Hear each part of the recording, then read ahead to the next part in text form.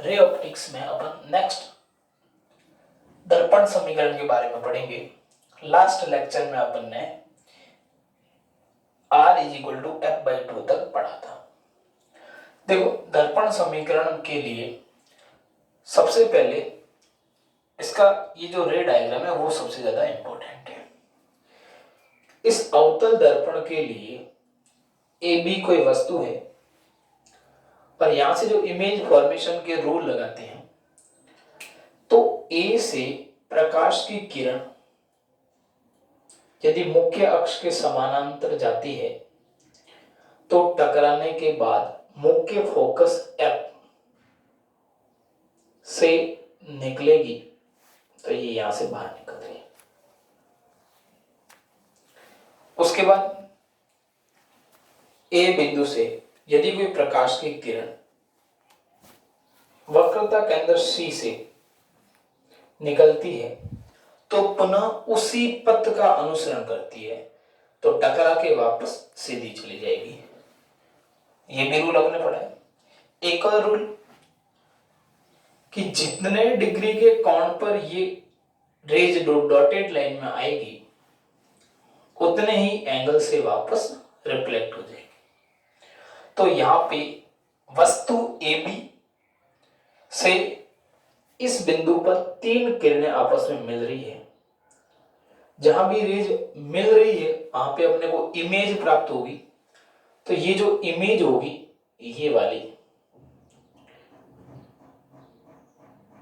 ये जो इमेज है वो हो जाएगी अपनी A' B'। इस F को यहां लिख देते हैं, ठीक है। अब अपन ऐसा मानते हैं इस एजम्पशन में, ये अपना पोल है कि ये जो द्वारक बहुत पतला है, तो इसके लिए पहले 1-2 लाइन लिख देते हैं और उसके बाद अपन इसका डेरिवेशन करना स्टार्ट करते हैं। तो देखिए,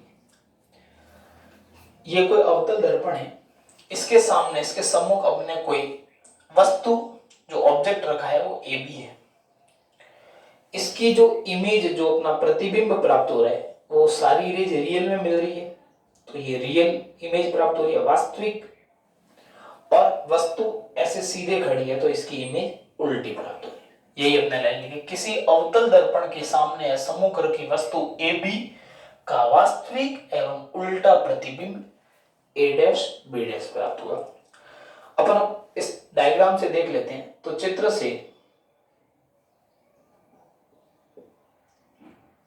से देखिए, इस पॉइंट को अपन M मान लेते हैं। PF जो दूरी होगी वो क्या होगी? PF दूरी होगी मुख्य फोकस, और ये जो इमेज से P की दूरी ये हो जाएगी V, और ऑब्जेक्ट की P से ये जो दूरी हो जाएगी ये दूरी हो जाएगी EU। इनके बारे में लिख लेते हैं।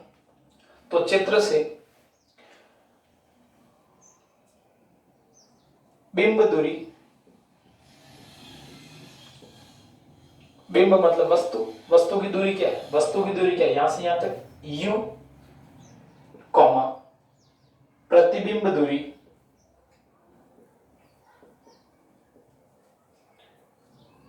क्या है? प्रतिबिंब दूरी इमेज से P से प्रतिबिंब जहां बन रहा है A' B', A' वाले पॉइंट के बीच की दूरी क्या है? V, तथा फोकस दूरी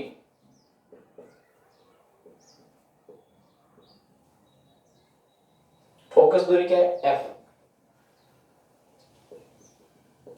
ये डायग्राम से लिख दिया आपने। अब यहां पे एक सपोजिशन, ऐसा मानते हैं, क्या मानना है कि द्वारक बहुत पतला है। यदि ये द्वारक बहुत पतला है तो ऐसे ये M से P ये जो है ना ये लाइन, इसको अपन स्ट्रेट मान सकते हैं। क्या मान सकते हैं? स्ट्रेट। तो मैं एक लाइन ड्रॉ कर लेता हूं, यहां से ये डैश लाइन है, इस लाइन को ड्रॉ कर लेता हूं, और इस बिंदु को यदि मैं N मानूं तो N और P क्या होंगे? समपाती, या तो ये लाइन बोल दूं। तो चूंकि द्वारक बहुत पतला है, अतः एन तथा पी समपाती होंगे।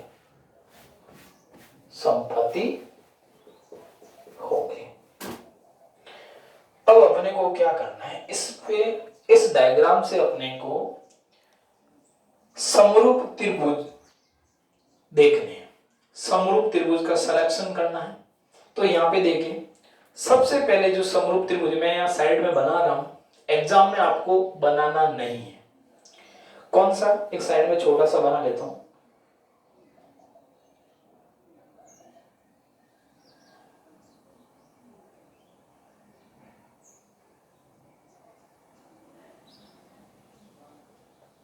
ये वाला ए डैश, बी डैश, ये एफ, ये एन और पी संपत्ति है, तो मैं इसको पी लिखूंगा, और ये एम। ये बनाना नहीं है, एग्जाम में आपको समझाने के लिए बता रहा हूं। ये दोनों एंगल, ये और ये वाला, ये दोनों एंगल शीर्षाभिमुख कोण है, बराबर होंगे। ये जो एंगल है 90 डिग्री है। तो यदि किसी त्रिभुज में दो कोण आपस में बराबर हो, मतलब ये दोनों कोण बराबर है, ये दोनों कोण बराबर है, तो ये भी इक्वल होंगे, बराबर होंगे। तो समरूपता से इन दोनों त्रिभुज में अनुरूप भुजाओं का अनुपात को बराबर करना है। तो मैं लिख देता हूं, तो चित्र से कौन कौन से समकोण त्रिभुज, तो समकोण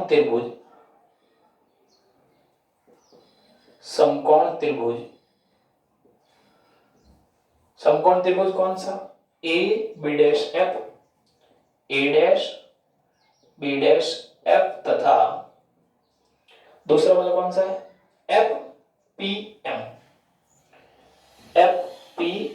एम से। ये दोनों त्रिभुज कैसे हैं, समरूप हैं। तो चूंकि दोनों त्रिभुज समरूप है,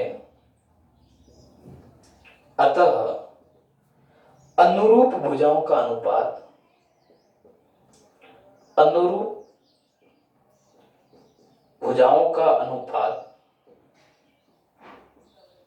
बराबर होगा।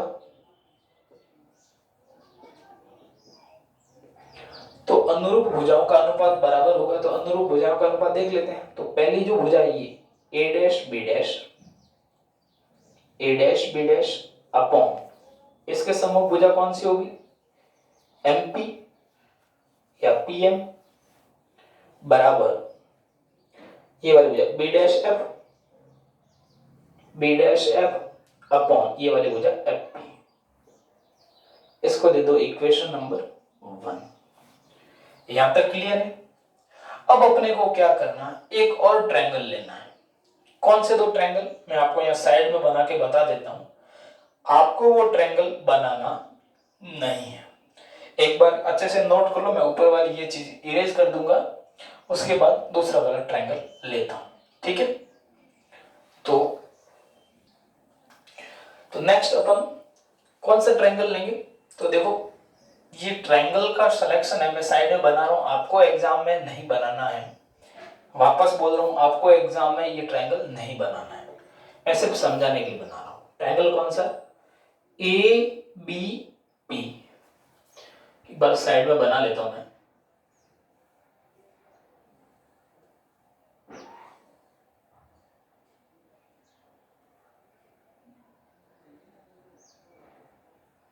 ये ए, ये वाला बी और ये पी।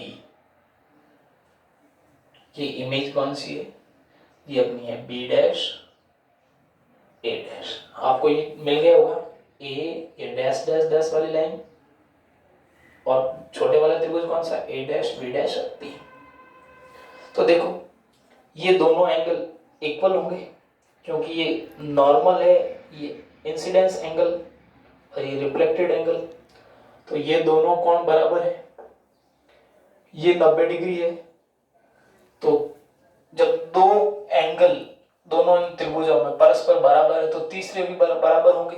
तो कोण कोण कोण भुजा से ये दोनों त्रिभुज कैसे होंगे? समरूप।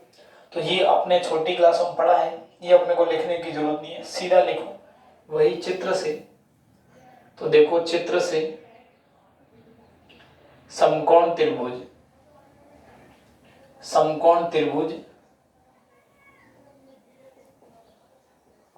कौन कौन सा?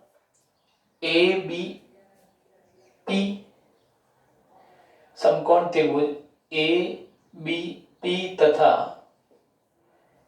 ए डैश बी डैश पी, ए डैश बी डैश पी से ये दोनों त्रिभुज कैसे हैं? समरूप है। तो दोनों त्रिभुज समरूप है, अतः अनुरूप भुजाओं का अनुपात, अनुरूप भुजाओं का अनुपात बराबर होगा। तो बराबर होगा तो अनुरूप भुजाएं देख लें। यहाँ पे पहले ए डैश बी डैश लिखा है, तो देखो इस छोटे वाले ट्रायंगल में तो A dash B dash upon ये वाली भुजा A B is equal to, अब कौन चलेंगे? बी डैश पी, तो बी डैश पी अपॉन कौन सी? बी से पी या बी पी। इसको दे दो इक्वेशन नंबर 2। तो अपने पास दो इक्वेशन मिल गए, इक्वेशन 1 और इक्वेशन 2। अब अपन को क्या करना है? दोनों इक्वेशन को बराबर करना है। दोनों इक्वेशन को क्या करना है? बराबर। तो मैं ये वाली लाइन इरेज कर रहा हूं। देखो इसका right hand part, right hand side, और इसका राइट हैंड साइड, इस पे देखो ये एमपी है। क्या है? एमपी। तो इस इक्वेशन को एक बार ऐसे लिख लेते हैं। एमपी क्या है? एम से पी, ये जो हाइट क्या है? ये हाइट ही तो है, ए बी के बराबर है। तो इस इक्वेशन नंबर 1 को मैं ऐसे लिख दूं, A dash B dash upon A B is equal to B dash F upon F P. इसको इक्वेशन 1 जो न्यू इक्वेशन है 1 ही नाम दे देता हूं। अब इन दोनों इक्वेशन से अपन देख लेंगे। यहां पे लिख लो आप, चूंकि MP is equal to A B. ठीक है, तो आपने इस इक्वेशन को न्यू रूप दे दिया। अब समीकरण 1 और 2 से इन दोनों इक्वेशन की राइट हैंड साइड इक्वल है, तो लेफ्ट हैंड साइड भी इक्वल होंगे। तो इन दोनों इक्वेशन से इसको एक बार अच्छे से नोट कर लो। तो इक्वेशन 1 और 2 से राइट हैंड साइड बराबर है, तो अपन को लेफ्ट हैंड साइड इक्वल करनी है। तो लेफ्ट हैंड साइड लिख देते हैं अपन। तो पहले क्या लिखेंगे? B dash F upon F P is equal to B dash P upon B P. ठीक है, अब अपन क्या लिख देते हैं? इनकी values. B dash F, B dash F ये वाली दूरी, ये दूरी कैसे निकालोगे? तो बी डैश एफ दूरी कैसे निकलेगी? अपने को पता है बी डैश पी ये दूरी है v, एफ पी ये दूरी है f। तो ये बीच में ये छोटी वाली दूरी कैसे निकालोगे? बड़ी दूरी में से ये वाली दूरी घटा दो। मतलब तो मैं लिख देता हूं साइड में, चूंकि बी डैश एफ क्या होगी? B dash P minus F P. तो B dash P minus F P. ठीक है, ये आपने लिख दिया। अब इसकी वैल्यू रख देते हैं। तो वैल्यू रखो, तो B dash P minus F P upon F P is equal to B dash P upon B P. ठीक है, अब अपने को क्या करना है? अपने को वैल्यू रखनी है। और वैल्यू कैसे रखनी है? चिन्ह परिपाटी का ध्यान में रखते हुए। तो अपन वैल्यू लिख देते हैं। अब देखो बी डैश पी, तो मैं एक बार लिख लेता हूं चिन्ह परिपाटी से। तो चिन्ह परिपाटी से, चिन्ह परिपाटी से B dash P, B dash P क्या है? बी डैश पी क्या है? बी डैश पी क्या है? v। और v क्या आएगा? प्लस का माइनस का? माइनस का। क्यों? आपतित किरण इंसिडेंस रेज किस तरफ है, इस तरफ, इस डायरेक्शन में जा रही है, लेकिन डिस्टेंस कहां से मापते हैं साई, पोल से, तो ये क्या है, अपोजिट डायरेक्शन, विपरीत दिशा में। तो विपरीत दिशा में निशान कैसा लेते हैं, माइनस का। तो चिन्ह परिपाटी से बी डैश पी की वैल्यू आएगी माइनस की v। उसके बाद एफ पी, एफ पी क्या है, एफ से पी की दूरी, ये क्या है, फोकस दूरी है। तो फोकस दूरी भी क्या है, फोकस दूरी क्या है, धनात्मक ऋणात्मक, दूरियां हमेशा नाम से पोल से मापते हैं, लेकिन आपतित किरण की विपरीत दिशा में दूरी, तो क्या होगी, ये हो जाएगी एफ पी, क्या हो जाएगी, एफ पी क्या हो जाएगी, माइनस की एफ। फिर क्या बची, बी डैश पी आ गई, एफ पी आ गई, एफ पी आ गई, बीपी। तो बी से पी की दूरी, बी से पी की दूरी, बी से आपतित किरण की दिशा कैसी है, इस तरफ, और दूरियां कहां से मापते, पोल से पीछे की तरफ, तो ये दूरी भी कैसे आएगी, माइनस की। तो माइनस की, तो BP is equal to minus का यू। अब चिन्ह परिपाटी के अकॉर्डिंग अपने को इस इक्वेशन में इनके मान रखने हैं, तो रख लेते हैं। बी डैश पी की जगह आएगा माइनस का वी, ये माइनस का निशान है। एफ पी क्या है, माइनस का एफ, तो मैं कोष्टक लगा लेता हूं, अपॉन एफ पी क्या है, एफ पी माइनस का F is equal to B dash P क्या है, बी डैश पी क्या है, माइनस का वी, अपॉन बी पी क्या है, माइनस का यू। अब यहाँ पे क्या कर लेते हैं, एक बार तो सीधा सिंपली फॉर्म इसी फॉर्म में लिख लेता हूँ, आगे यहाँ पे लिख रहा हूं। तो देखो माइनस का v प्लस का f अपॉन माइनस का f is equal to minus का v अपॉन माइनस का u। इस माइनस से माइनस कैंसिल आउट कर दो।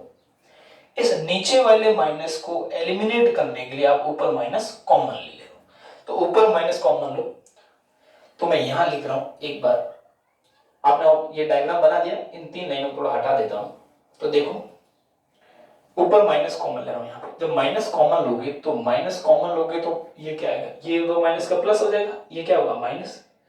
तो क्या होगा v माइनस एफ, हमने माइनस कॉमन ले लिया बाहर, और नीचे क्या माइनस का f, तो माइनस से minus cancel out is equal to, minus से माइनस कैंसिल आउट हो जाएगा v अपॉन u का, तो v अपॉन u। यहां तक कोई दिक्कत तो नहीं है, ये माइनस प्लस का हो गया, ये प्लस किस में कन्वर्ट हो गया, माइनस में, तो ये माइनस लिख दिया। अब यहाँ पे क्या करो, क्रॉस मल्टीप्लिकेशन, वज्र गुणा कर दो, तो क्रॉस मल्टीप्लिकेशन करो, uv minus uf is equal to vf, ठीक है।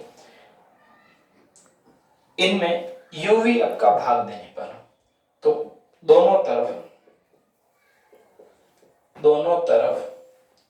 uvf का भाग देने पर, तो भाग दो, u upon v upon uvf minus u upon f upon uvf is equal to v upon f upon uvf। तो क्या बचा देखो, uv से uv कैंसिल आउट, यहाँ पे क्या रहा 1 अपॉन f माइनस u से u cancel out, v f से f कैंसिल आउट, तो क्या रहा minus 1 upon v is equal to, यहाँ पे क्या बचा, v से v f से 1 अपॉन u। तो ये विजिबल हो जाएगा नीचे, तो देखो यहां से हो जाएगा 1 upon f is equal to 1 upon u plus 1 upon v। ये जो फॉर्मूला आया ये अपना क्या है, दर्पण समीकरण, मिरर इक्वेशन। अब ये जो इक्वेशन है उत्तल और अवतल दोनों के लिए वैलिडेट है, दोनों के लिए, भले अपन ने अवतल दर्पण के लिए प्रूफ किया हो, ये उत्तल दर्पण के लिए भी ये फॉर्मूला सर्वमान्य है। अब अपन नेक्स्ट बात करते हैं आवर्धन की। दर्पण फॉर्मूला पढ़ लिया, आवर्धन क्या होता है, आवर्धन का मतलब मैग्निफिकेशन। इसका तात्पर्य हुआ कि अपने को वस्तु की तुलना में, जो ऑब्जेक्ट की तुलना में इमेज कितने गुना प्राप्त, छोटी या बड़ी, उसका जो अनुपात है, किसकी, इमेज की तुलना में ऑब्जेक्ट की जो अनुपात है। अब बात करेंगे लीनियर मैग्निफिकेशन की। लीनियर मैग्निफिकेशन में ऊंचाइयों का अनुपात होता है, तो हाइट ऑफ इमेज बट्टे हाइट ऑफ ऑब्जेक्ट, और मैग्निफिकेशन को स्मॉल m से डिनोट करते हैं। तो magnification small m is equal to height of image, तो h of i upon height of object, h of o। Object का मतलब क्या है, जो वस्तु रखी है, इमेज का मतलब आपका प्रतिबिंब बना है, ठीक है। अब देखो, अपने चिन्ह परिपाटी में पढ़ा था कि इस मुख्य अक्ष की जो ऊपर लंबवत ऊपर की जो दूरी है उसको लेते हैं धनात्मक, और जो नीचे की दूरी है उसको लेते हैं ऋणात्मक। तो चिन्ह परिपाटी के अनुसार ये क्या है, ये अपने ऑब्जेक्ट मतलब वस्तु की दूरी u से डिनोट करते हैं, इसको किससे डिनोट करेंगे, v से।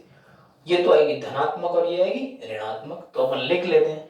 तो हाइट ऑफ इमेज ये आएगी माइनस की v, तो माइनस की v अपॉन u, ये अपना मैग्निफिकेशन हो गया, ठीक है। अब इसके और कितने फॉर्म हो सकते हैं, उन फॉर्मों की अपन एक बार बात कर लेते हैं। तो देखो, और इसके अपने को पता है कि अपना जो दर्पण जो फॉर्मूला था वो क्या था, 1 upon F is equal to 1 upon V plus 1 upon U, या 1 upon U plus 1 upon V. इस फॉर्मूले के अकॉर्डिंग अपन मैग्निफिकेशन के और कितने फॉर्मूले बन सकते हैं। तो देखो, सबसे पहले एक बार क्या रखो, 1 अपॉन वी को एक तरफ रखो, यू को इस तरफ ले आओ, तो 1 upon F minus 1 upon U is equal to 1 upon V. यहां से इन दोनों को क्या ले लें, एलसीएम, तो एलसीएम क्या आएगा, u इंटू एफ, ऊपर आएगा u, तो एफ से एफ कट जाएगा, माइनस का निशान, u से u कैंसिल हो, तो पीछे क्या बचेगा, f is equal to 1 upon v। अब अपने को क्या चाहिए, अपने को चाहिए आवर्धन में v अपॉन u, ठीक है। तो v अपॉन u कैसे बना सकता हूं मैं, इसका क्या कर दूं, एक बार ऐसे प्रॉब्लम कर दूं। तो देखो, uf बट्टा u minus F is equal to v upon 1। अब u को कहां ले आओ, बट्टे में, तो देखो v अपॉन u तो बन जाएगा v अपॉन u, लेकिन माइनस की कमी है, तो एक बार v अपॉन u बना, तो f बट्टे u minus F is equal to v upon u। अब किसकी कमी है, माइनस की, तो मैं क्या कर देता हूं, माइनस का गुणा कर दो इस तरफ। तो जैसे इस तरफ माइनस का गुणा करोगे तो यहाँ पे माइनस बाहर ले लो, तो माइनस को बाहर ले लो, तो माइनस से माइनस कैंसिल आउट हो जाएगा, तो यहां से एक और फॉर्मूला बन जाएगा। तो देखो, माइनस का गुणा किया तो minus V upon U is equal to, ये तो क्या है, आवर्धन है अपना, तो यहाँ पे माइनस बाहर ले लोगे तो ये फॉर्मूला बन जाएगा एफ बट्टे माइनस, जैसे ही कॉम बाहर लोगे तो ये तो हो जाएगा प्लस का, ये हो जाएगा माइनस का, तो एफ माइनस यू। तो अपना एक फॉर्मूला तो अपने को ये मिल गया आवर्धन का, ठीक है।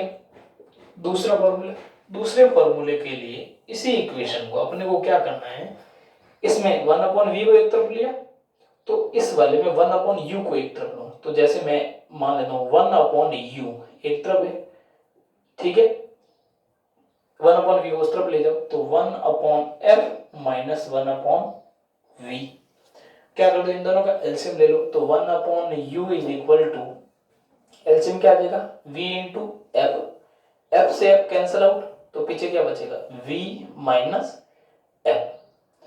अब यहाँ पे क्या कर दो, अपने को क्या चाहिए, v अपॉन u चाहिए, तो इस v को ऊपर भेज दो, तो v upon u is equal to v minus F upon F. यहाँ पे क्या है, माइनस, तो माइनस का दोनों बॉक्सों में गुणा करने पर, तो पहले यहाँ से माइनस बाहर ले लो, तो जैसे यहाँ माइनस के गुणा करोगे तो ये m हो जाएगा, क्या हो जाएगा, माइनस v अपॉन यू। तो ये वाली टर्म्स क्या हो जाएगी, इसमें जैसे माइनस बाहर लोगे और माइनस माइनस क्या हो जाएगा, प्लस, तो माइनस जैसे ही बाहर लोगे तो ये हो जाएगा v, तो हो जाएगा माइनस का, f क्या हो जाएगा, प्लस का, तो f minus v upon f। तो ये वाला एक और मैग्निफिकेशन का फॉर्मूला बन गया। तो ये तीन फॉर्मूले हैं, एक ये वाला, एक ये वाला और एक ये वाला। तीनों में ध्यान रखना, चिन्ह परिपाटी का बिल्कुल ध्यान रखना, चिन्ह के अकॉर्डिंग ही मान रखने, ध्यान रखना। और यहाँ पे इस माइनस का तात्पर्य ये है कि ऑब्जेक्ट कहाँ था, ऊपर, इमेज कहाँ बनी, नीचे। तो इस माइनस का तात्पर्य इमेज का उल्टा बनना है, ध्यान रखना। देखिए आवर्धन के लिए m की जो वैल्यूज है उसके अकॉर्डिंग जो प्रतिबिंब कैसा प्राप्त होगा उसको देख लेते हैं। तो